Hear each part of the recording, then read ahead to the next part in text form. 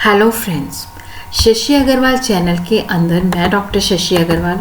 आप सबको वेलकम करती हूँ। और आज का जो हमारा सब्जेक्ट है that is the company law, corporate law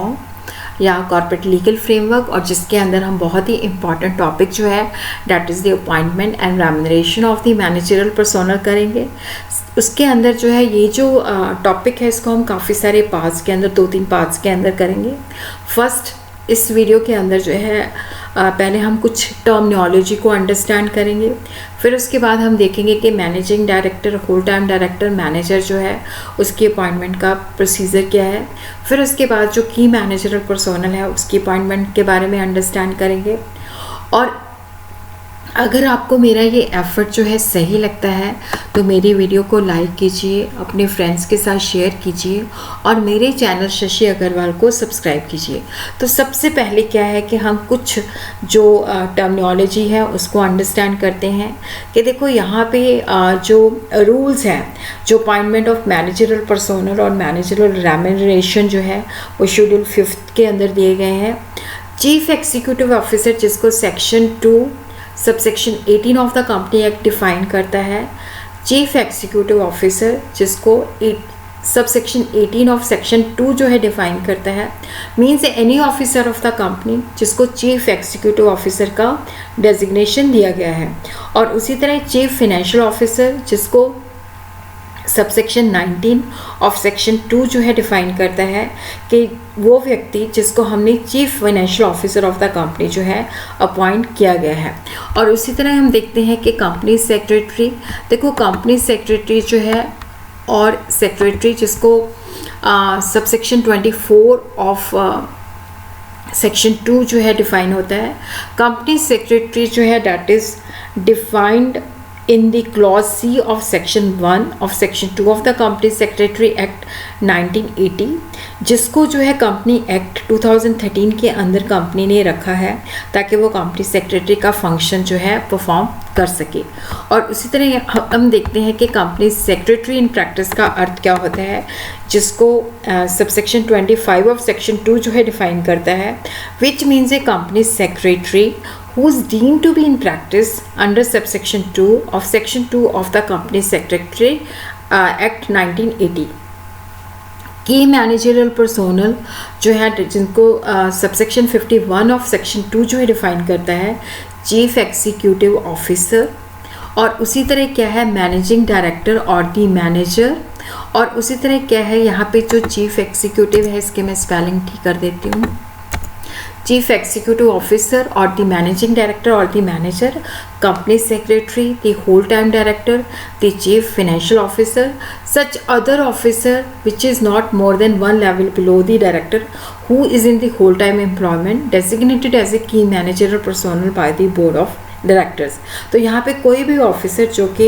director से जस्ट 1 लेवल बिलो है और जिसको बोर्ड ऑफ डायरेक्टर ने की मैनेजरल पर्सोनल जो है डेजिग्नेट किया है, such other officer as may be prescribed. Manager जो है उसको section 2 subsection 53 of the company act define करता है। इट मीन्स एन इंडिविजुअल, देखो जो मैनेजर है वो इंडिविजुअल है, who subject to the superintendence, control and direction of the board of director, management of the whole or substantially the whole of the affair of the company। तो यहाँ पे देखो जो डेफिनेशन हमें बताती है कि मैनेजर जो है एक इंडिविजुअल पर्सन है और इस व्यक्ति को क्या है कि कंपनी के या तो होल पूरा का पूरा या substantially the whole of the managing of affair of company का काम दिया जाता है। और उसी तरह हम कहते हैं कि जैसे मार्केटिंग डिपार्टमेंट का हेड है या किसी और डिपार्टमेंट का हेड है, वो मैनेजर जो है इस डेफिनेशन के अंदर कवर नहीं होता, क्योंकि यहाँ पे जो हम मैनेजर की बात करते हैं he has to work under the superintendence, control and direction of the board of directors. और मैनेजर जो है इंडिविजुअल पर्सन है। और उसी तरह क्या है कि देखो यहाँ पे जब हम मैनेजर को डिफाइन करते हैं, it includes a director also, कि जो मैनेजर है वो डायरेक्टर भी हो सकता है। और उसी तरह क्या है कि जैसे किसी डायरेक्टर को डेजिग्नेशन दे दिया गया है मैनेजर का, तो यहाँ पे ज़रूरी नहीं कि मैनेजर जो है डायरेक्टर ऑफ द कंपनी होना चाहिए। और उसी तरह क्या है कि और कोई कंपनी एक्ट की रिस्ट्रिक्शन भी नहीं है कि किसी डायरेक्टर को मैनेजर का डेजिग्नेशन दिया गया है, बट सेक्शन 196 और उसका जो सबसेक्शन 1 है वो कंपनी को रिस्ट्रिक्ट करता है कि मैनेजिंग डायरेक्टर और मैनेजर को सेम टाइम, मतलब जब अब कंपनी के अंदर एक मैनेजर है तो मैनेजिंग डायरेक्टर नहीं हो सकता, अगर मैनेजिंग डायरेक्टर है तो मैनेजर नहीं हो सकता। तो कंपनी के ऊपर रिस्ट्रिक्शन है to appoint both managing director and manager at the same time. और उसी तरह हम देखते हैं कि मैनेजिंग डायरेक्टर जिसको sub section 54 of section 2 define करता है, इट मीन्स ए डायरेक्टर। देखो जैसे मैनेजर के अंदर वो डायरेक्टर हो भी सकता है, नहीं भी हो सकता, बट मैनेजिंग डायरेक्टर के अंदर इट मीन्स ए डायरेक्टर, वो पहले डायरेक्टर होना चाहिए, who is given interested with the substantial power of the management of the affair of the company. देखो यहाँ पे जब हम डेफिनेशन को देखते हैं, यहाँ पे मैं इसके स्पेलिंग ठीक कर देती हूँ, यहाँ पे ये एस है। देखो यहाँ पे मैनेजिंग डायरेक्टर जो है पहले डायरेक्टर होना चाहिए, उसको substantial power of the management of the affair of the company दी जाती है। वो किसके द्वारा दी जाती है? या तो by virtue of the article of association, या कंपनी के साथ जो उसका एग्रीमेंट हुआ है, या जनरल मीटिंग के अंदर कोई रेजोल्यूशन पास किया गया है, या बोर्ड ऑफ डायरेक्टर्स ने रेजोल्यूशन पास करके उनको पावर दी है कि अपनी कंपनी के जो अफेयर है इसको मैनेज करना है। और इसी तरह क्या है कि देखो यहाँ पे जब हम मैनेजिंग डायरेक्टर की बात करते हैं तो इट इंक्लूड्स ए डायरेक्टर जो कि मैनेजिंग डायरेक्टर की पोजीशन ऑक्यूपाई करता है, चाहे उसको designation by whatever name is called. तो यहाँ पे हम देखते हैं इसकी जो एक्सप्लेनेशन है उसको भी अंडरस्टैंड करते हैं। अब देखो जो एक्सप्लेनेशन है सब सेक्शन 54 ऑफ सेक्शन 2 जो है क्लैरिफाई करता है कि जो substantial power of the management है उसके अंदर जो है एडमिनिस्ट्रेटिव एक्ट जो होते हैं बेसिकली मतलब जब हम सब्सटेंशियल पावर की बात करते हैं तो shall not be deemed to include the power to do administrative act of routine nature, जैसे power to affix the common seal of the company to any document, to draw and endorse any check on the account of the company in any bank, to draw and endorse any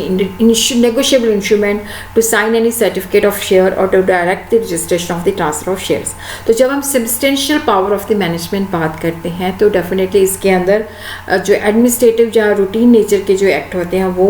basically cover नहीं होते। और उसी तरह देखो जो basically यहाँ पे जो administrative act of routine nature है वो उसकी डेफिनेशन से एक्सक्लूड किए गए हैं कि जो मैनेजिंग डायरेक्टर है उसको substantially power of the management of the affair of the companies हैं, तो उसके अंदर रूटीन जो है नेचर के एडमिनिस्ट्रेटिव एक्ट इंक्लूड नहीं होते। तो यहाँ पे हम देखते हैं कि जैसे डेफिनेशंस को ही हम अंडरस्टैंड करते हैं कि जो मैनेजिंग डायरेक्टर है वो फर्स्ट डायरेक्टर होना चाहिए। ये इमटेरियल है कि वो एडिशनल डायरेक्टर है, रोटेशनल डायरेक्टर है, नॉन रोटेशनल डायरेक्टर है। देखो अगर वो डायरेक्टर कंपनी का नहीं रहता तो वो मैनेजिंग डायरेक्टर भी ceases to be a managing director also. तो उसी तरह क्या है कि देखो जो डायरेक्टर है, जो मैनेजिंग डायरेक्टर की पोजीशन है, तो यहाँ पे ये ज़रूरी नहीं है कि designation should be called managing director, उसको किसी और नाम से भी बनाया जा सकता है। तो यहाँ पे जो इम्पॉर्टेंट चीज़ है कि उसके पास substantial power of the management of the affair जो है होनी चाहिए, और जिसके अंदर हम रूटीन एडमिनिस्ट्रेटिव एक्ट को जो है रिस्ट्रिक्ट मतलब एक्सक्लूड करते हैं। और उसी तरह देखो ये जो है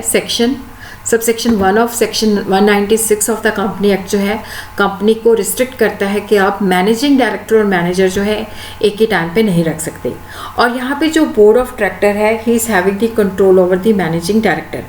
एमडी जो है उसकी जो पावर्स जो मैनेजिंग डायरेक्टर को दी गई हैं they are exercisable according to the direction of the board of directors.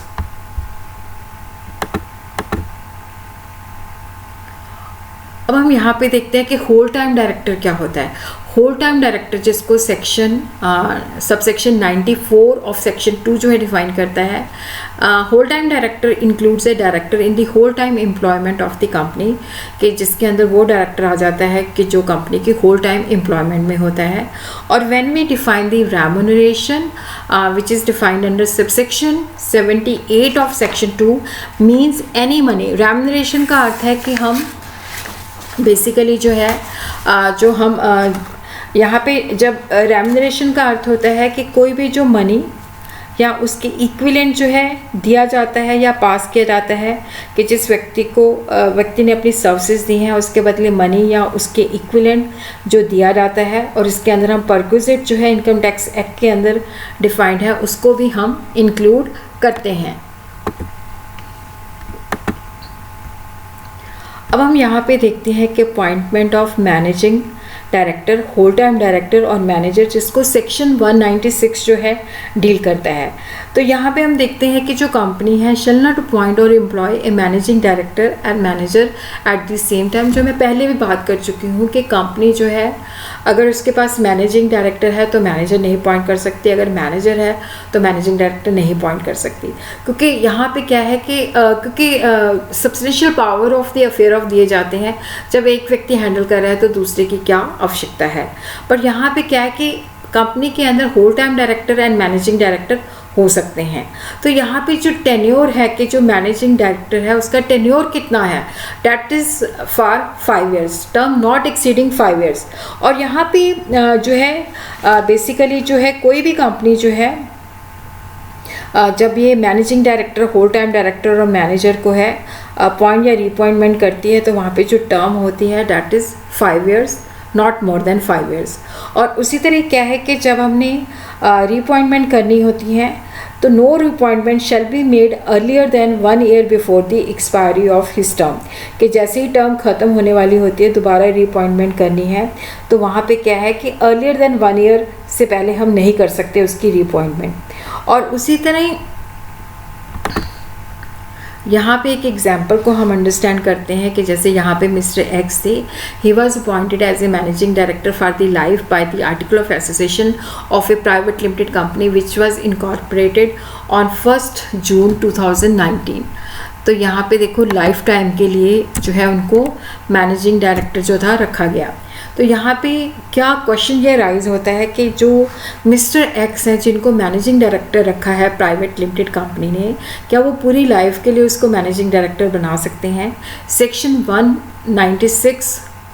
Subsection 2 of 196 of the company act कहता है कि कोई भी कंपनी जो है ना तो अपॉइंट कर सकती है ना रीअपॉइंट कर सकती है managing director, whole time director और manager for a term exceeding 5 years at a time. तो यहाँ पे पूरी लाइफ के लिए जो है उनको मैनेजिंग डायरेक्टर जो है अपॉइंट नहीं किया जा सकता। और उसी तरह ही हम देखते हैं कि देखो जब हमने मैनेजिंग डायरेक्टर या होल टाइम डायरेक्टर या मैनेजर को रखना है तो वो डिस्क्वालीफाइड नहीं होने चाहिए, जो कि डिस्क्वालिफिकेशन जो है सेक्शन 164 के अंदर दी गई है। तो यहाँ पे देखो जो 196 सबसेक्शन 3 जो है कहता है कि बेसिकली जो है कोई भी कंपनी जो है किसी व्यक्ति को managing director, whole time director या मैनेजर तभी रखेगी जब उसकी आयु जो है 21 साल से अबव हो और उसने 70 ईयर की जो 70 ईयर की जो एज है वो प्राप्त नहीं की। और यहाँ पे क्या है कि देखो यहाँ पे कुछ रिलैक्सेशन भी है कि जब किसी व्यक्ति को हमने जिसकी एज जो है 70 ईयर्स की हो चुकी है उसको हमने अपॉइंट करना है तो उसको हम स्पेशल रेजोल्यूशन पास करके जो है रख सकते हैं। और उसी के साथ क्या है कि जो नोटिस है उसके साथ हमें एक्सप्लेनेटरी स्टेटमेंट जो है लगानी पड़ेगी। और उसी तरह क्या है कि अगर जो है स्पेशल रेजोल्यूशन पास नहीं होता बट वहाँ पे सिंपल मेजॉरिटी के साथ रेजोल्यूशन पास हो जाता है तो उसके बाद हमें सेंट्रल गवर्नमेंट से जो है अप्रूवल चाहिए होगी। Approval of central government is required if special resolution का अंदर होता है कि 75% जो वोट्स हैं वो फेवर में हैं। तो वहाँ पे अगर स्पेशल रेजोल्यूशन पास नहीं किया गया, वहाँ पे सिंपल मेजॉरिटी है तो डैट कुड नॉट मतलब उसके बाद जो है हमें सेंट्रल गवर्नमेंट की जो है अपॉइंटमेंट जो है सेंट्रल गवर्नमेंट से हमें अप्रूवल जो है लेनी पड़ेगी। और उसी तरह क्या है कि देखो जो व्यक्ति को हमने basically managing director, whole time director या मैनेजर रखना है तो वो बेसिकली जो है उसको किसी भी वक्त जो है इंसॉल्वेंट डिक्लेयर नहीं किया होना चाहिए और जो है वो अनडिस्चार्ज इंसॉल्वेंट नहीं होना चाहिए। और उसी तरह क्या है कि देखो यहाँ पे उसने कभी भी जो क्रेडिटर को जो पेमेंट है वो सस्पेंड नहीं की या उसके साथ कोई कंपोजिशन नहीं किया होना चाहिए। और उसी तरह क्या है कि उसको कोई भी जो कोर्ट के द्वारा कन्विक्शन नहीं होनी चाहिए या कोई उसने ऐसा ऑफेंस किया है जिसके अंदर जो है उसको 6 मंथ से ज़्यादा की पनिशमेंट नहीं मिलनी चाहिए। और उसी तरह ही हम देखते हैं कि एडिशनल एलिजिबिलिटी कंडीशंस भी हैं। Appointment as a managing director, whole time director, manager without seeking the approval from the central government. तो यहाँ पे हम देखते हैं कि जो है जिस व्यक्ति को हमने होल टाइम डायरेक्टर या मैनेजिंग डायरेक्टर रखना है तो वहाँ पे बेसिकली क्या है कि he has not been sentenced to imprisonment for any period or to fine exceeding ₹1,000 for the conviction of offence under 19 Act as specified under Part 1 of the Schedule 5। तो यहाँ पे क्या है कि उसको किसी भी पीरियड के लिए इम्प्रिजनमेंट नहीं हुई, ना उसके ऊपर जो है फाइन 1,000 से ज़्यादा का लगा है और उसने कोई प्रोवाइडेड कि ये 19 एक्ट मैंने यहाँ पे जो है दिए हैं,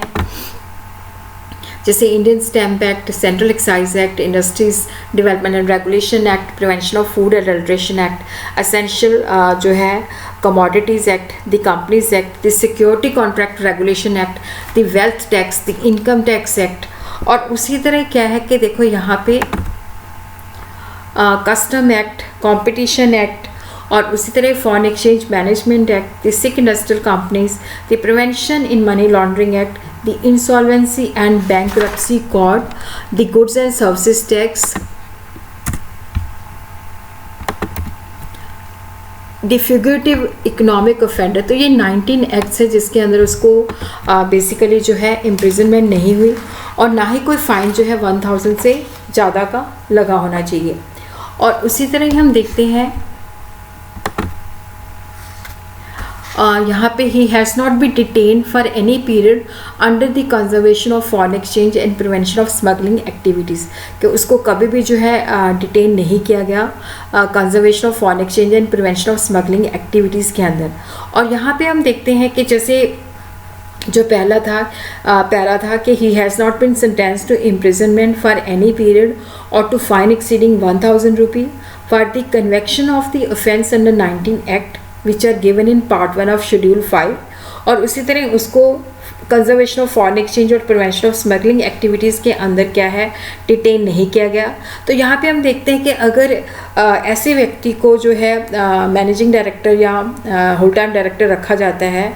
तो सेंट्रल गवर्नमेंट से हम पहले अप्रूवल ले चुके हैं, तो जब उसकी सब्सिक्वेंट रीअपॉइंटमेंट करनी है तो वहाँ पे हमें अगर उसका फर्दर जो है कोई कन्विक्शन या डिटेंशन नहीं है तो उसके अंदर हमें सेंट्रल गवर्नमेंट के दोबारा से अप्रूवल लेने की आवश्यकता नहीं है। और यहाँ पे भी क्या है कि देखो जो जिस व्यक्ति को हमने managing director, whole time director या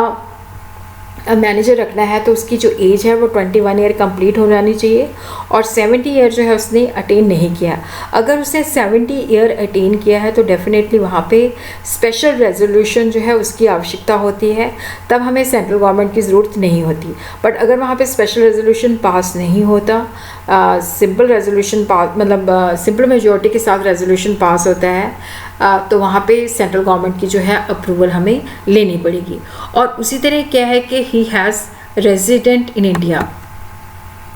और उसी तरह जो एक्सप्लेनेशन 1 है वो क्लैरिफाई करती है कि रेजिडेंट इन इंडिया का मतलब क्या है। Resident in India includes a person who has been staying in India for a continuous period not less than 12 months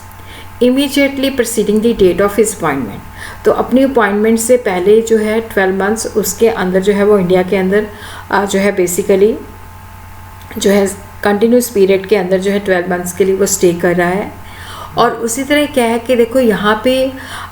जो है वो इंडिया के अंदर जो है एम्प्लॉयमेंट के लिए आया है या कोई बिज़नेस या वेकेशन के लिए। और यहाँ पे देखो जो कंपनीज जो है स्पेशल इकोनॉमिक जोन के अंदर इस्टेब्लिश्ड हैं वहाँ पे ये प्रोविज़न जो है एप्लीकेबल नहीं है। और उसी तरह हम देखते हैं कि जब जो है उसके पास प्रॉपर वीज़ा होना चाहिए और उसी तरह क्या है कि देखो जो person non resident in India है वो इंडिया के अंदर जो है प्रॉपर एम्प्लॉयमेंट उसके पास जो है वीज़ा होना चाहिए। और उसी तरह वीज़ा एप्लीकेशन फॉर्म के साथ उसने profile of the company, principal employ, terms and condition of जो अपॉइंटमेंट है वो सबमिट करनी है। और उसी तरह हम देखते हैं कि what is the procedure of the appointment, जिसको सबसेक्शन 4 ऑफ सेक्शन 196 डील करता है। First we have to get the approval of the board and shareholder. तो यहाँ पे हम देखते हैं कि जैसे subject to the provision of section 197 and schedule 5, तो यहाँ पे managing director, whole time director और मैनेजर को हम अपॉइंट कर सकते हैं। और उसी तरह क्या है कि जो टर्म्स एंड कंडीशंस हैं जो उसको हमने रेम्यूनरेशन पे करनी है तो वो बोर्ड ऑफ डायरेक्टर्स के द्वारा जो है अप्रूव्ड होनी चाहिए। और उसी तरह जब बोर्ड ऑफ डायरेक्टर्स के द्वारा अप्रूव्ड होती है तो उसके बाद जो नेक्स्ट जनरल मीटिंग होती है तो वहाँ पे एक रेजोल्यूशन के द्वारा जो है शेयर होल्डर के द्वारा जो है अप्रूव्ड होनी चाहिए। और उसी तरह हम देखते हैं कि अगर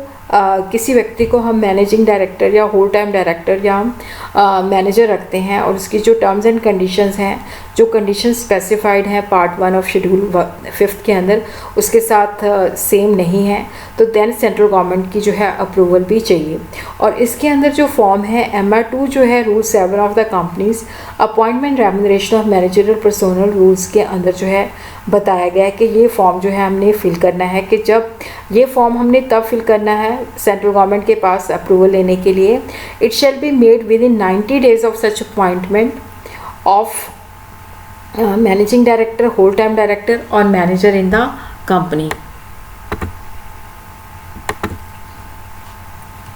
और इसके अंदर क्या है कि देखो यहाँ पे